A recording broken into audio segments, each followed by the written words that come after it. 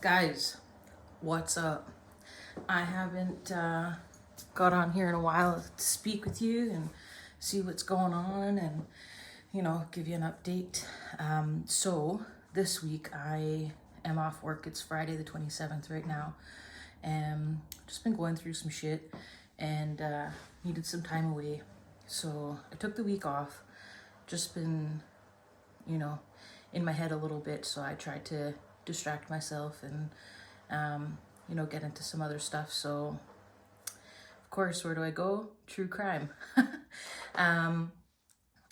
Most people know that I'm obsessed with true crime. I watch all the true crime. I listen to all the true crime podcasts. I read about it. Whenever I learn about something new, I'm always online looking into it. So that's kind of what I've been doing. And I came across this one story recently.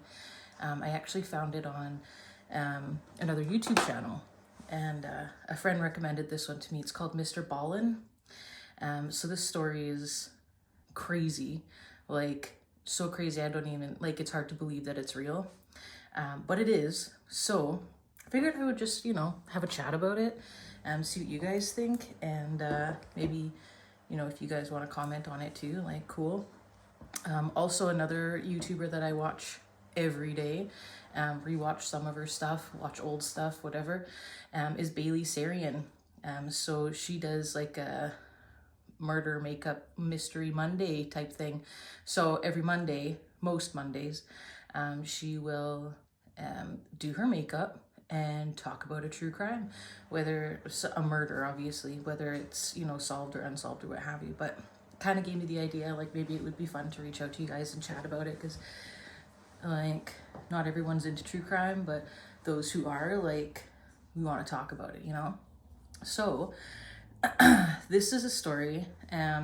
This guy, he posted this confession on Reddit a year ago, and he's an old man now, he's in his 70s, and it's a really, really strange one. So guy and his wife back in the 70s, they decide that they want to have a baby. So they plan and they end up having a baby. They have a little boy, and they obviously were overjoyed, super happy. We have a son, blah, blah, blah. And they take him home, and this baby cried nonstop, 24/7. Cried to the point where he was hoarse and he couldn't cry anymore, and his little face would get all scrunched up because he's crying but no sound is coming out, and he would cry in his sleep. He'd be sleeping and crying. This guy's I've never seen anything like that before in my life, whatever. So this goes on and on for 13 months, right? This baby cries straight for 13 months, and then finally he stops crying, and then he gets into some weird shit. So the guy's I never saw my baby smile or have any kind of joy in his life. He was just mad to be alive. The only time that he would smile would be a vicious grin when he was doing something bad, whether it was breaking something or chewing something up or just essentially destroying whatever is in the house. So when he's about 2, he figures out how to take his diaper off. So he takes his diaper off, and he's taking poo out of his diaper and putting it places, whether he's smushing it into the carpet so it's impossible to clean. And this poo thing goes on for years, years. I'm talking until he's 15 years old, right? So eventually what the parents end up doing is they replace all the doors inside the house to these really heavy duty wooden doors, and they put locks on all the doors. So they're not locking the kid out, they're locking themselves in. So when they leave the house, they have to lock all the doors, lock all the bedrooms and stuff. So because what he was doing, he was actually going into his parents' bedroom and going into their bed and shitting in their bed. At 15 years old, that's crazy. Right, there's a really loud noise that's happening right now. That's my washing machine, so sorry. So actually, I'm gonna close the door real quick. I'll be right back. Right, I'm back. Hopefully that's better. The noise isn't as bad. I shut the door to the living room here. So, anyway, this kid is like shitting in his parents' bedroom. They end up locking the bedroom and stuff, and then he would like shit outside the bedroom on the floor in front of the door, and again like smush it into the carpet so it's like impossible to get out. Sorry, thirsty. Have you guys tried this, by the way? Pepsi Max raspberry, delish. So they also have to lock the kitchen because this kid has a thing with knives, right? So he would go into the kitchen, get knives, and like chase them around the house and shit. He actually stabbed his dad twice. Like not to the point where he needed to go to like emergency or anything, but like the guy still got scars and stuff. So I think in his leg and in his butt, stabbed him. One time he was at the park and he poked a stray dog in the eye and blinded it with a barbecue fork. He would light cats' tails on fire, like dip it in gasoline and then light the cat's tail on fire, like just insane shit. So one day, kids 15, 16, they find out that they're pregnant again. And obviously this throws them into a panic. They don't know, like, what do we do? Do we keep this kid? Like, do we give it up for adoption? I don't know, because, you know, essentially if they have another kid just like this, their son, like, they're not gonna be able to survive. Like, there's no way they can do that. So they decide that, and his wife is against the abortion, right? So they decide, you know what, we'll have the baby. If it ends up being evil, like our son, we'll give it up for adoption because we can't do this twice. So they end up having a daughter. She was born in 1988. And so she's 32 now. So they have their little girl, and, you know, everything seemed normal. She was hitting her milestone. She was, you know, laughing and enjoying life and like having a good time. And, you know, this guy, he's like, it was like magic. Like, this is what it should have been like for the last 16 years with our son, but we've not known anything like this. So naturally they start to, you know, pull away from their son because obviously he's just got some issues. And then the kid starts going off the rail, like even worse than he was before, obviously, because there's a new baby and stuff, right? So it was getting to the point where they would get into these screaming matches, like the son, mom, and dad, like they would just scream and scream at each other. And so like when they would get into these fights, the kid would take off, whether it was for a few hours or even overnight sometimes. So the father would get to the point where he was looking forward to getting into a fight with his kid, so the kid would just leave, and then they could be like a happy family, mom, dad, daughter kind of thing, right? And to the point where, you know, the mom would be in the kitchen cooking or something, and the son would come in and she would just be like, get the fuck out, get away from me, just leave me alone. Like, she didn't want to be around him at all. They just didn't want anything to do with him because he was just pure evil. So one day they get into this huge fight. He takes off. They don't know where he is. He's been gone a while. And then they put the little girl down for a nap, and they lock her in the room, and then they go into the kitchen and they're just, you know, relaxing, whatever, finally, you know, having some peace and quiet. And then all of a sudden they hear their daughter start crying. And, you know, as a parent, I'm sure that you know the cries of your child. You know, you're around your child all the time. You know what their cries mean. So, you know, they cry when they're hungry. You know that they're crying because they're hungry. You know they're crying because they're wet. You know they're crying just because they're cranky and they want to be held. But this cry was none of those. It was a cry of terror. So they run to the room and they're fumbling to get the door unlocked because they locked the door. And then they get inside and the son is standing over the crib with a knife, like stabbing the baby.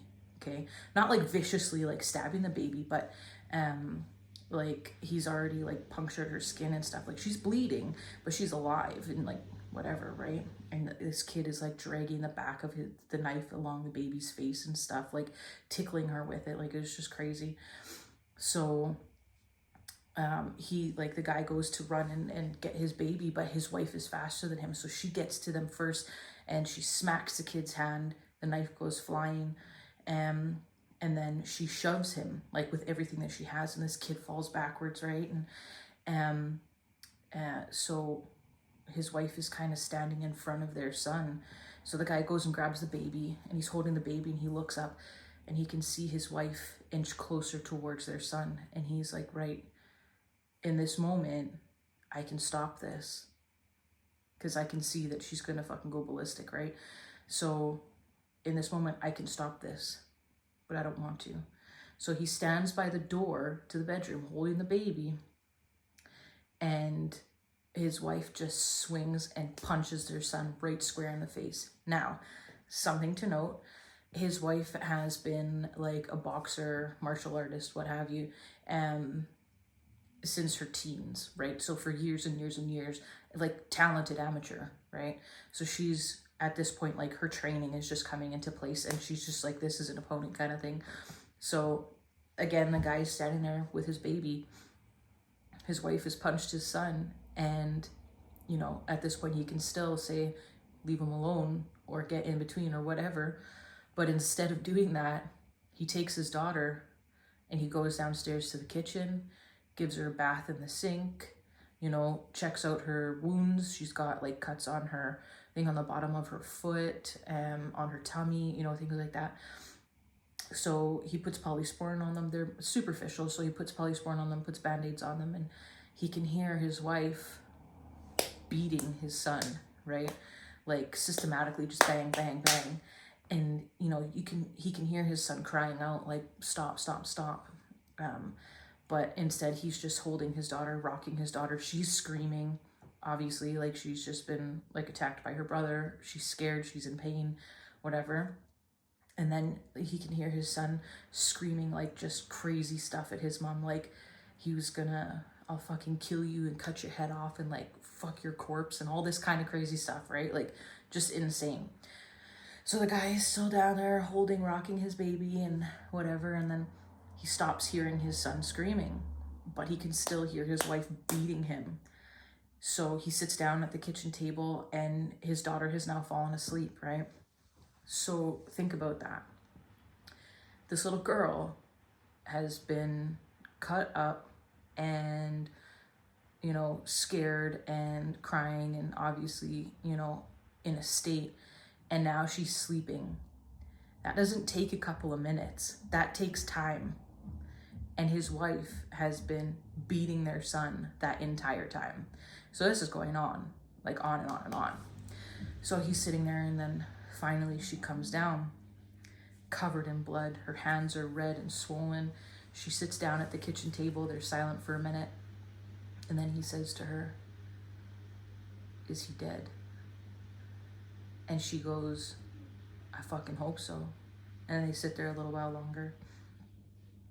And then she starts crying. Obviously, like, emotions take over, right? Like, what did I just do to my son kind of thing? Like, that's still my son, even though he's crazy. Like, it's still my son type thing, right?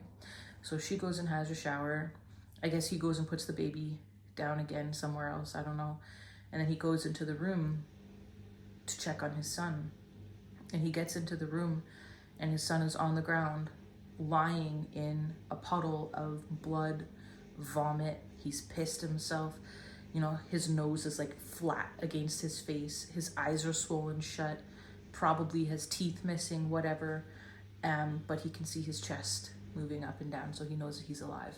Now, again, he has a choice to make. Does he call the police? Does he call an ambulance? Does he just leave him there? What do? You call the police, you're gonna get, you know, arrested for assault. You're gonna get arrested for an accomplice to the assault, you know what I mean? Then they have to worry about their daughter. You know, if they call an ambulance, this kid's gonna survive and then potentially come back and, you know, kill them. What do?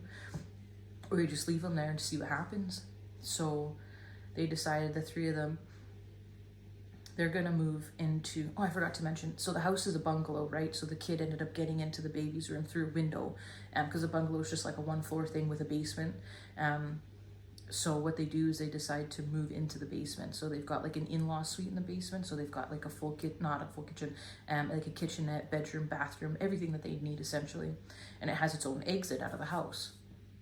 So they move down there, they lock themselves in, and, you know, after a couple of days, they start hearing rustling around upstairs, and they realize, you know, he's alive and he's not moving a lot. Like, obviously he's you know, in pain and trying to recover, you know, potentially has broken bones and that kind of stuff, right? Like, you never know.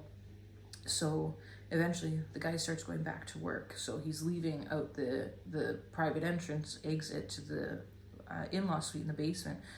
Obviously, like, freaked out, you know, his kids in the upstairs could potentially, you know, come out and attack him or, you know, whatever. Keep in mind, they didn't just leave the kid up there with nothing. Like, the house was fully stocked with food. He had access to, you know, everything that he needed to survive. So this goes on for like 3 weeks. And then one day they just hear the kid going insane, just destroying stuff. He's breaking stuff and he's smashing stuff and screaming and all this kind of stuff, right? And then nothing, silence. So a couple of days after, guy goes upstairs to check it out. The place is just destroyed.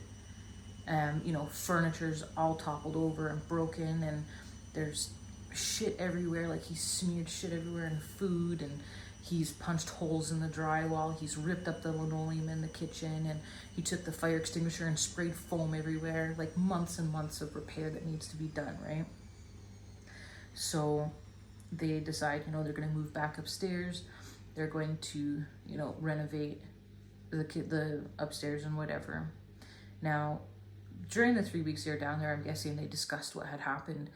And, you know, the wife, she explained that it was just, she just took over. Like, it was just a systematic kind of beating, right? So she would go like head, body, head, body, head, body. And she said she focused really on his lower half. So, like, she kicked him in the groin a whole bunch and really attacked his legs and stuff, like, just went crazy. So obviously this kid, I don't know if he's got permanent damage or what the dealio is. So anyway,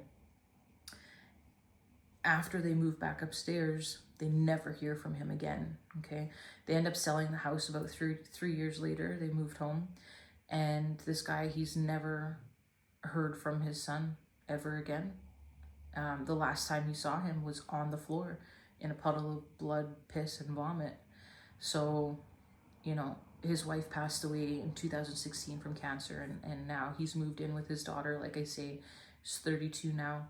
And so he's been seeing a therapist and all this stuff. And finally, you know, his therapist is like, well, why don't you write it down? Write down what you've been thinking, what's been going on in your head, whatever. So he writes it down, and that's not helping. And then he decides, you know what, I'm just going to post it online.